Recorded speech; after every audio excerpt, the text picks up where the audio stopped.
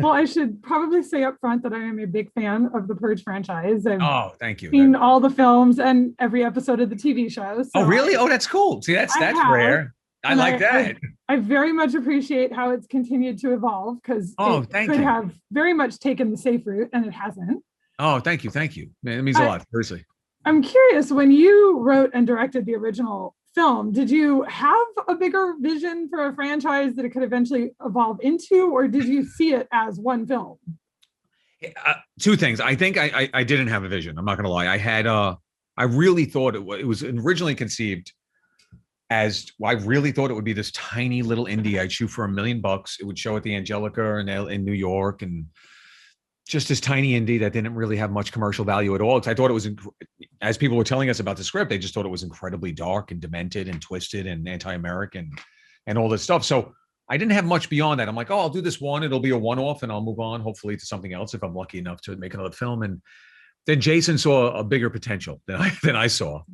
And then I think here's what did happen though. While I was shooting one, I realized I had a weird, I started to feel like, wow, the conceit of the movie is large, right? It was saying the streets of America are running crazy with violence, running rampant with all this legalized violence. I'm like, I think there's going to be a portion of the audience, understandably, that's going to be somewhat upset that we're confined to a house. So I used to joke on set saying, hey, if we're a hit and we get to do part 2, which I thought was the most outlandish thing in the world to say, I go, we're going to go on the streets of New York and show purging outside. So that was the conceit, that part 2 would be much bigger, which is not really a vision of anything. But no, to be quite honest, we really thought it would be one and out.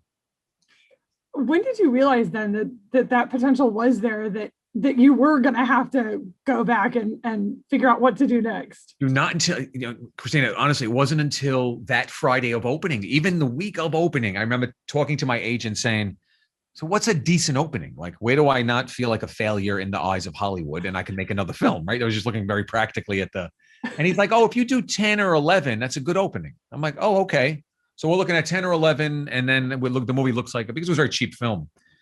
And then we opened to that crazy weekend where we did like 17 on the Friday, and we ended up making like, I think 38 million that week. It was crazy opening. And we realized at that point that everybody was calling and saying, oh, you need to start thinking of the future of the franchise. And it was a word I'd never even heard, never thought of before. And so that was at that point I started saying, okay, let me start thinking of the bigger themes here that I'm dealing with. Racial discord, racial inequality, horror, obviously horror and action, and how do we open this up? And I went back to all the movies I loved as a kid. Escape from New York, The Warriors were great influences on me. So we started thinking of getting into those, what I think of the greatest B movies ever made, all that inspired me to make the rest of the series at that point. After doing Anarchy and Election Year, what made you then decide to start handing off First Purge and now Forever Purge to other filmmakers to direct? I think it was a combination of, after the first 3 happened so fast, I was kind of burned out. And I did think initially the third one might be the last one. Stupidly, I know I was being very naive. It's like, if things make money, I know people want more of them. But I was just thinking, like, I'm creatively finished. I've told my trilogy. And I also had written another script that I really wanted to make in between the purges. And that one had, around that time, Jason said he could get the money for the other script I had written. And I was so focused on that. But then I had written Purge 4, they asked for. And I came up with an idea for Purge 4, which was the inception of the Purge in my hometown of Staten Island and all that stuff. So it was more practical. I was like, and then I also started thinking it would be really great to bring in filmmakers who could bring a new perspective into this world.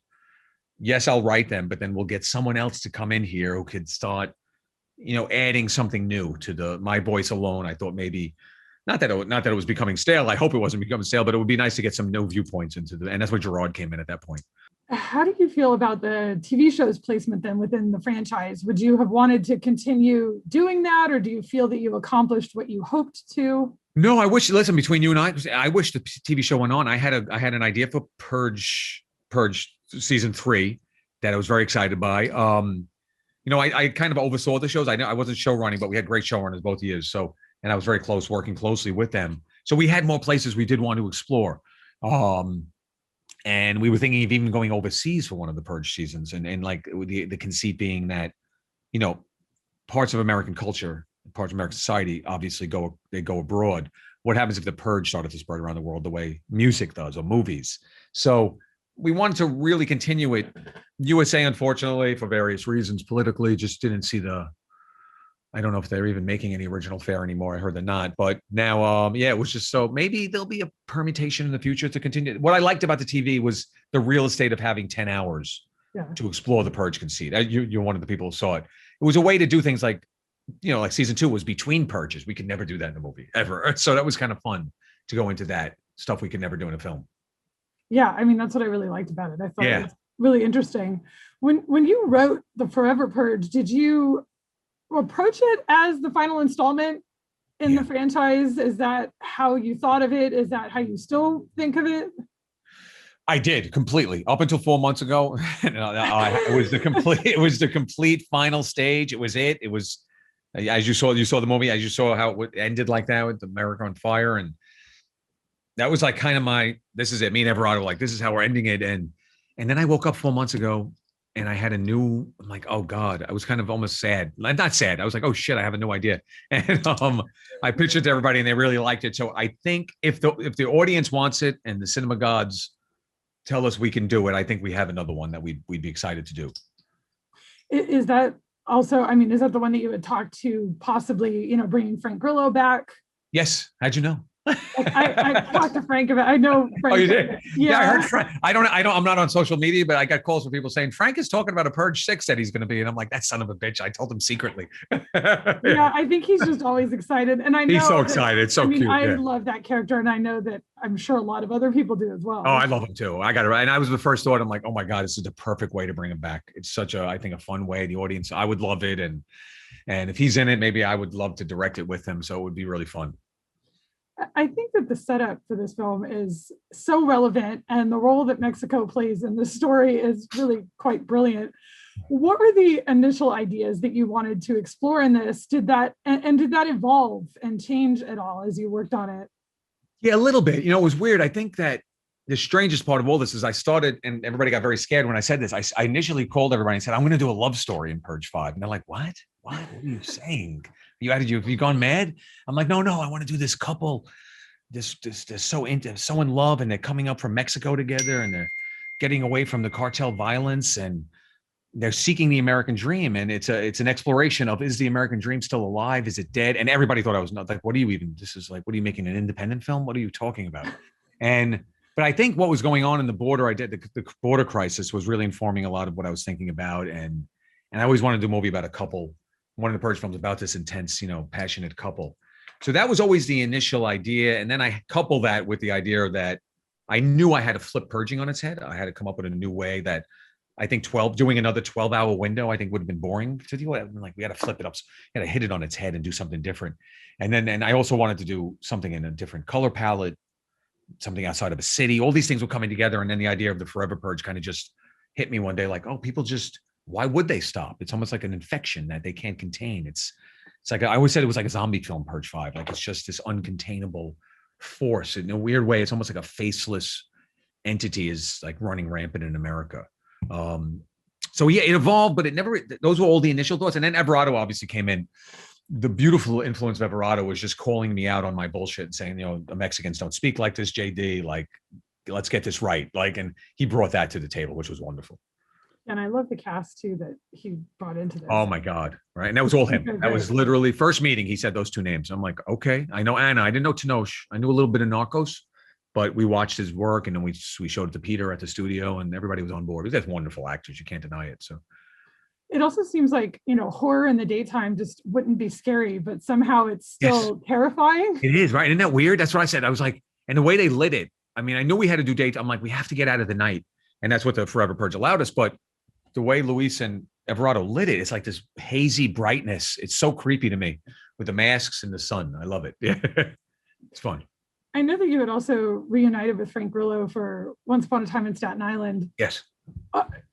Are we going to get to see that? Yeah, hopefully. Listen, I'm hoping, I just got word maybe in then like 3 months from now, 2 months from now, it'll have some kind of release. I don't know the exact, I can't speak to exact, but I got good news that it's going to come out. I'm really proud of it. I think it's such a departure for me from the Purge world. It's about my love of cinema and We changed the title though. Now it's called. We didn't want to compete with Quentin's film, so it's going to be This Is the Night. It's about my love of cinema. It's about May 28th, 1982, the night Rocky III opens in theaters around the country, and how it inspires the Italian Americans of Staten Island to do things they've never done before courageously. And we follow one family on that night. Frank plays the dad in that family, and he has a scene at the end of the movie that I can't wait for people to see. It's the best acting I've ever seen him do.